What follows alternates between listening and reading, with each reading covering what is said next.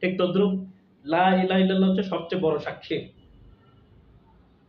কোরআনের মধ্যে আল্লাহ তাআলা ইরশাদ করেছেন, কুল আইয়ু শাইইন আকবারু শাহাদা। হে নবী আপনি বলে দিন সবচেয়ে বড় সাক্ষী কোনটি? সবচেয়ে বড় সাক্ষী হচ্ছে শাহাদাতু আল্লা ইলাহা ইল্লাল্লাহ ওয়া আশহাদু আন্না মুহাম্মাদুর রাসূলুল্লাহ। আল্লাহ ছাড়া কোনো ইলাহ নেই, মুহাম্মদ আল্লাহর রাসূল। এটা সবচেয়ে বড় সাক্ষী।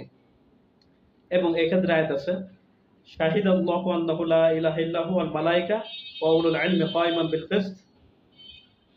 আল্লাহ তাআলা সাক্ষ্য দিচ্ছেন, মালায়েকা ফেরেশতারা সাক্ষ্য দিচ্ছেন, ওয়া উলুল ইলমি কায়িমান বিল কিসত। সত্যনিষ্ঠ উলামায়ে কেরাম সাক্ষ্য দিচ্ছেন, লা ইলাহা ইল্লা হু, আল্লাহ ছাড়া কোনো ইলাহ নেই। আল্লাহ ছাড়া প্রকৃত কোনো মাবুদ নেই। তাহলে বোঝা গেল লা ইলাহা ইল্লাল্লাহ সাক্ষ্য হচ্ছে সবচেয়ে বড় সাক্ষী। এখন আমাদেরকে বুঝতে হবে লা ইলাহা ইল্লাল্লাহ মানে কি?